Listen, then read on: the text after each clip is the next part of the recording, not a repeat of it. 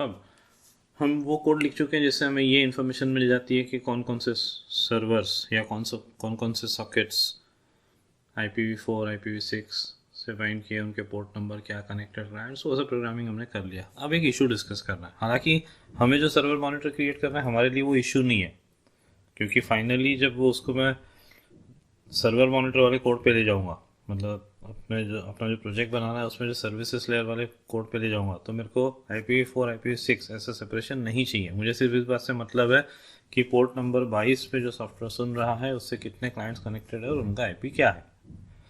पर अभी सिखाते वक्त मैंने आपको ऐसे सिखाया कि आपको केवल TCP IPv4 का डेटा चाहिए, IPv6 का डेटा चाहिए। फिर मैंने क्या किया कि एक लिस्ट ले ली, IPv4 एक लिस्ट ले ली, या कह ले तो TCP और एक TCP/646 लिस्ट ले ली। फिर लिस्ट को क्लब किया। अब इसमें 22 पोर्ट हो सकता है, दोनों लिस्ट में हो, इस लिस्ट में भी उसका एक नोड होगा, इस लिस्ट में भी उसका एक नोड होगा। हमने इंडिविजुअल लिस्ट पे यूनिकनेस मेंटेन करी हो, पोर्ट सर्च किया है पहले से है तो इग्नोर करो, क्योंकि हो सकता है जो हार्डवेयर यूज हो रहा है उसमें मल्टीपल IPs का सपोर्ट हो, और जो सॉफ्टवेयर है उसने सारे IP पे रिक्वेस्ट एक्सेप्ट करने के हिसाब से सॉकेट बाइंड कर रखा है। I show you.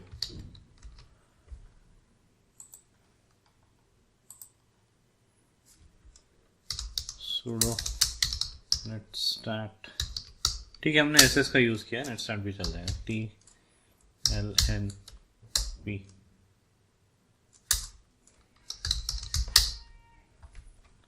अब इसमें देखो ये पोर्ट 22 है, यहाँ भी पोर्ट 22 है, पर एक के अगेंस्ट TCP है और एक के अगेंस्ट TCP/6 है।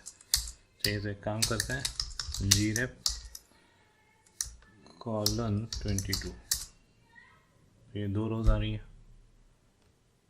हमारे कोड में भी फिर क्या होगा, ये फाइनल लिस्ट में 22 2 बार होगा। Let's check it out. CD CD system programming, CD services या socket services, LS GCC server service, sudo a.out। एक काम करते हैं, grep round brackets port number 22, 2 बार आ रहा है। अब मान लो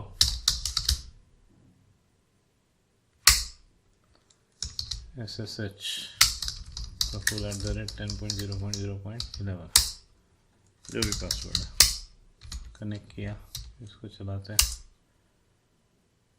ओके, वो grep मैंने किया है तो grep हटा देता हूँ। तो एक क्लाइंट कनेक्टेड, ये तो वो XRDP है। व्हाट अबाउट पोर्ट 22, इधर कुछ नहीं, और इधर एक क्लाइंट कनेक्टेड आ रहा है।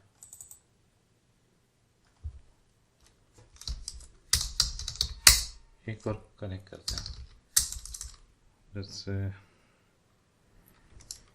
SSH protocol @10.0.0.11।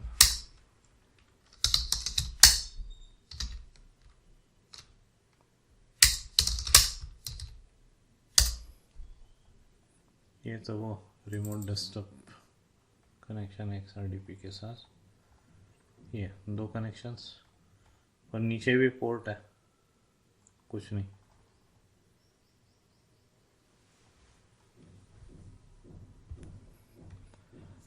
तो मेरे को फाइनली हमको जो प्रोजेक्ट बनाना है सर्वर मॉनिटर हमारा, उसमें जो हम फाइनल सर्विस डिज़ाइन करेंगे, I will be naming it as port service. तो उसमें मेरे को IPv4 IPv6 ऐसा सेपरेशन नहीं चाहिए।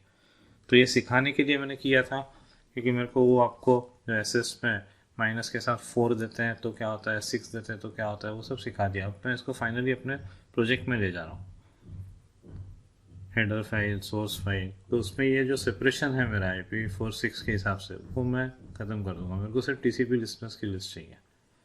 Let's do that. तो CEG के अंदर, सिस्टम प्रोग्रामिंग के अंदर सॉकेट सर्विसेज है, और हमको ये ले जाना है किधर, प्रोजेक्ट में सर्विसेज में इंक्लूड इंक्लूड में अभी ये 3 है, CP home, Praful CEG system programming, socket services में सर्वर सर्विस को यहाँ कॉपी कर रहा हूँ, पोर्ट service.h, और फिर CP पोर्ट service.h को एक घर पीछे जो src नाम का फोल्डर है उस पर मैं कॉपी कर रहा हूँ, पोर्ट service.c। ये काम आप कर लीजिए। अब पोर्ट service.h खोलते हैं, उसमें से सारी डेफिनेशन हटा देते हैं और वो जो IPv4 IPv6 वाला कंसेप्ट है वो भी ख़त्म कर देता है। Let's start. पहले आप इतना कर लीजिए।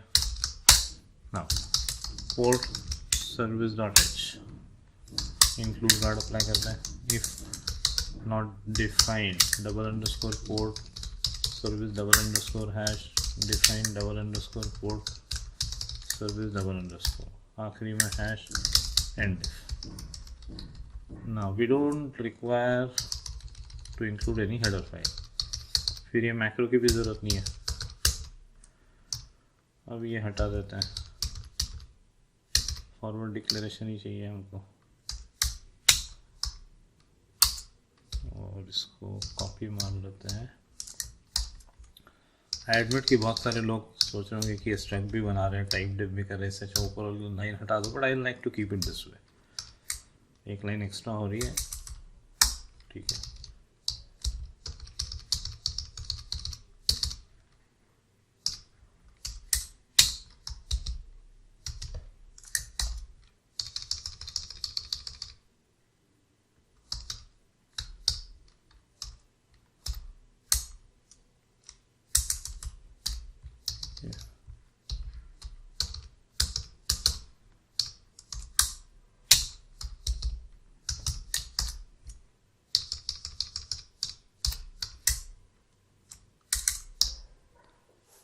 तो ये तीनों टाइप डिक्लेयर कर दिए।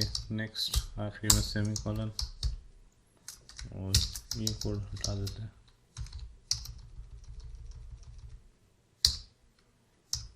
नेक्स्ट आखिरी में सेमीकोलन, ये कोड हटा देते हैं। आखिरी में सेमीकोलन, सर्वर सॉकेट इन्फो, ऐसा रहना तो कोई फ़र्क नहीं पड़ता। पैरामीटर वेरिएबल इसलिए चाहिए या पैरामीटर नेम इसलिए चाहिए ताकि आप जब डॉक्यूमेंटेशन करोगे डॉक्सीजन से तो उसकी ज़रूरत पड़ेगी।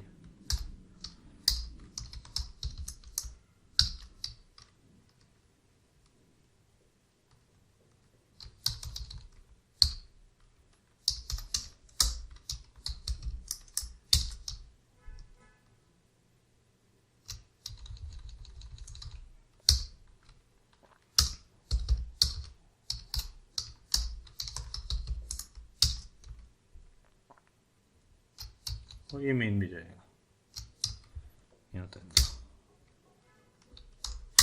अब जो डिस्कशन किया है उसके हिसाब से ये हट जाएगा, गेट TCP लिसनर्स, सॉरी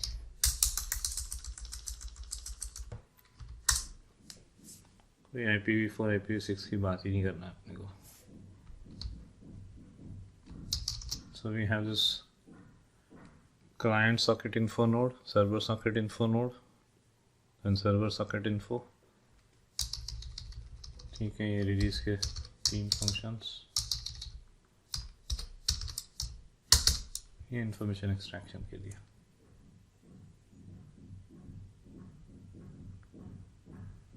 हालांकि ये दोनों गेट TCP लिसनर्स और पॉपुलेट कनेक्टेड TCP क्लाइंट शायद इनकी ज़रूरत हेडर फाइल में नहीं है। अभी रहने देता हूँ, अभी सोर्स कोड देखते हैं, फिर इनको हटाना पड़ेगा क्योंकि शायद सिर्फ इसी को कॉल करना है, गेट TCP सर्वर्स, और काम ख़त्म होने के बाद release TCP servers, will check that out. तो ये दोनों इंटरनल यूज़ के लिए है, ये भी इंटरनल यूज़ के लिए होना चाहिए। Let's check out. अभी लिखिएगा मत, कुछ गलतियाँ हो सकती है। VM पोर्ट service.c इंक्लूड कर लो भाई किसको, पोर्ट service.h, ये हट जाएगा, ये रहेगा, ये रहेगा, और इसमें भी पोर्ट प्रोटोकॉल का ज्ञान रहने देते हैं, कोई दिक्कत नहीं है। ठीक है, ये भी ठीक है, ये भी ठीक है, यहाँ से ये हटेगा। Now I'll have to be careful.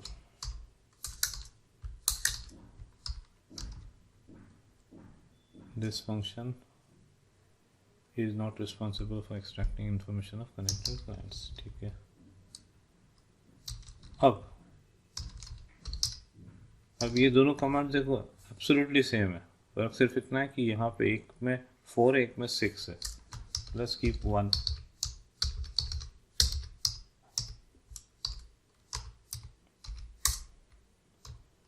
And let's remove this 4 thing because of TCP से मतलब है, we are not interested in separating 4 and 6 like that.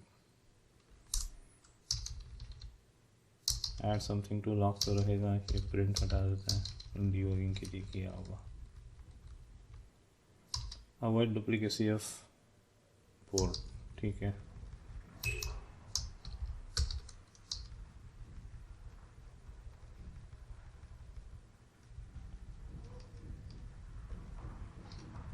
ये प्रिंट हटा देता हूँ।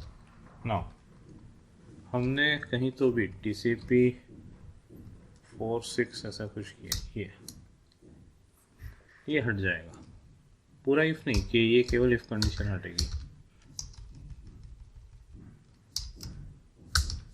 और ये एल्स वाला पार्ट भी हट जाएगा।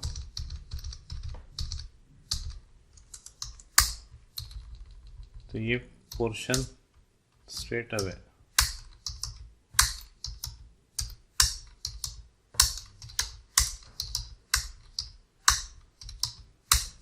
किस प्रोटोकॉल की बात कर रहा है? TCP प्रोटोकॉल की। 6.4 ऐसा कुछ वेरिएशन नहीं है।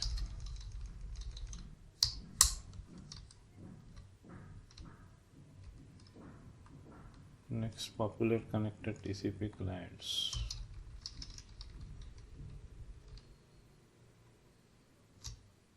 Next, get TCP servers. अब यहाँ पे ये 4.6 की कोई बात ही नहीं है। स्टार्ट TCP,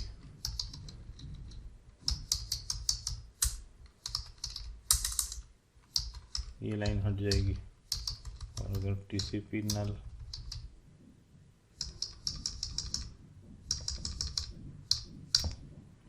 तो रिटर्न SSI और सर्वर काउंट 0 कर चुके हैं। ठीक है, फाइन। SSI के अगेंस्ट का सर्वर काउंट 0 कर चुके हैं, अगर ना लेता हूँ। अब आगे ये 2 लिस्ट जोड़ने का काम था, तो ये तो कुछ करना ही नहीं है। फिर करना क्या है? सिर्फ सर्वर काउंट चाहिए अपने को, ये कुछ नहीं चाहिए, हटा देता हूँ।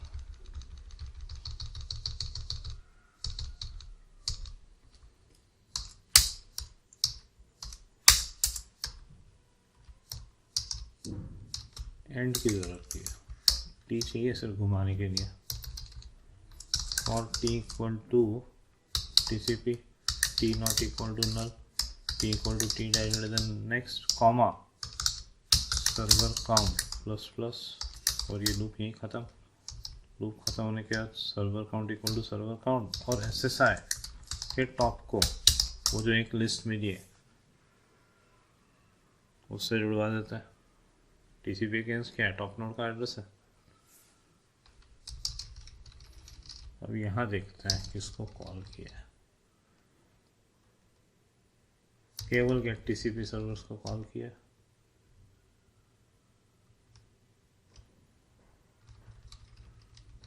और रिलीज TCP सर्वर्स को कॉल किया है। तो ये तो अभी अपने टेस्टिंग के लिए रखा है। vim //include port service.h। हम इसे हटा सकते हैं, इसे हटा सकते हैं, इसे हटा सकते हैं, इसे हटा सकते हैं। सामने वाले को सिर्फ इन 2 फंक्शन से मतलब है। अब GCC port service.c -i dot front slash include sudo dot front slash a dot out। दो कनेक्टेड है। एक काम करता हूँ, एक और मेरी मशीन है उस पर लॉगिन करते हैं, उससे भी कनेक्ट करवा देते हैं। यहाँ अपन grep भी अप्लाई करके देख लें या चेक कर लेते हैं ना। पोर्ट 22 अब देखो नहीं आएगा, एक ही बार आएगा। Number of alliance connected 2। एक और लॉगिन करते हैं। रिमोट डेस्कटॉप कनेक्शन यस 12 है उसका आईपी।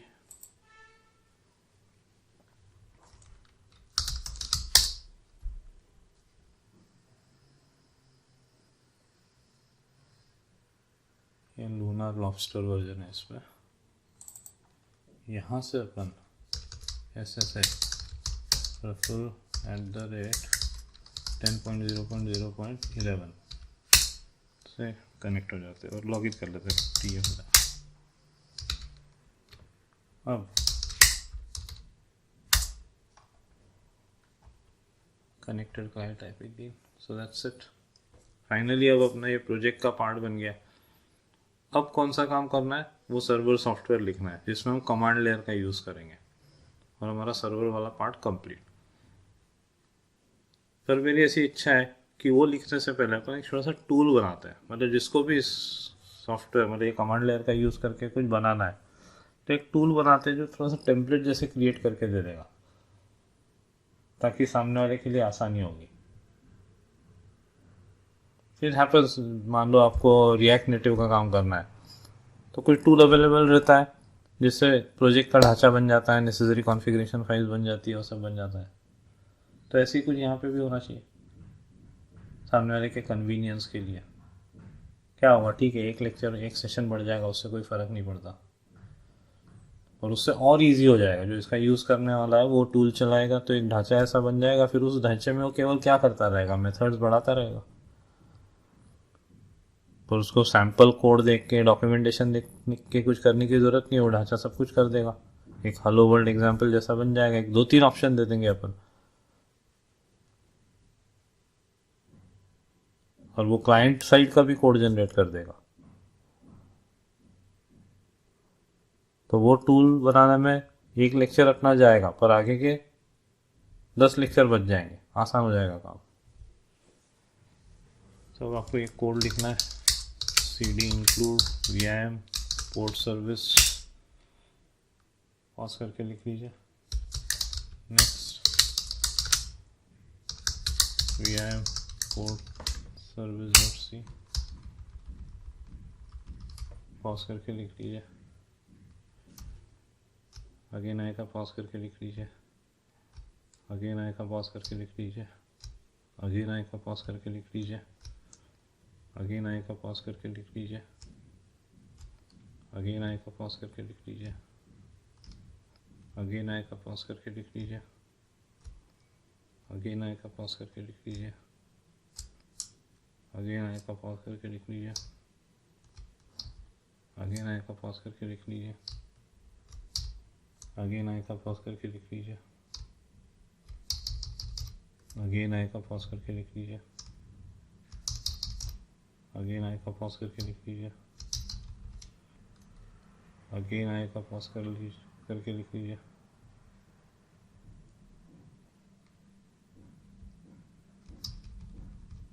अगेन आएगा, पॉज करके लिख लीजिए। अगेन आएगा, पॉज करके लिख लीजिए। अगेन पॉज करके लिख लीजिए। That's it. Thank you.